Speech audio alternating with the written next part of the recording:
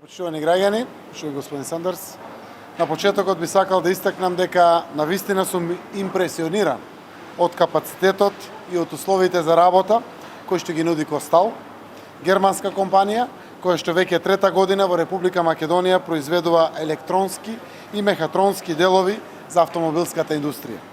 Согласно договорот за државна помош, компанијата до крајот на минатата година требаше да инвестира помеѓу 20 и 30 милиони евра и да вработи најмалку 300 луѓе. Но актуелната состојба покажува дека овие бројки не само што се достигнати, туку дека се и многу поголеми од предвидените. Како што ме информираше раководството, компанијата досега инвестирала 29 милиони евра, а во фабриката се вработени околу 350 луѓе.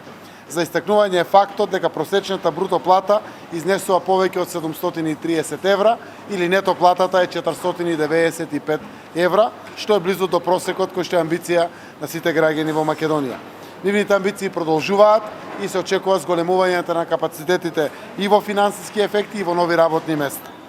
Костал Македонија доел Охрид, која што е директна странска инвестиција, е уште еден доказ дека владата на Република Македонија е посветена на креирање политики кои што придонесуваат и за рамномерниот регионален развој.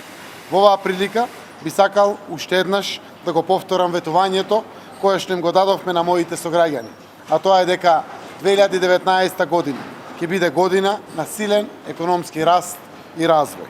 Ве уверувам дека економски Република Македонија, а наскоро Република Северна Македонија, многу повеќе ќе напредува. Стандардот и граѓаните забрзано ќе растат. Со зачленувањето на Република Македонија во НАТО и со започнувањето на преговорите со Европската Унија, забрзано се отвараат економските перспективи за развој на земјата. Затоа силно сме фокусирани на креирање на уште поквалитетни економски проекти. Костел представува добар пример и силна мотивација за следните инвестиции во Република Македонија.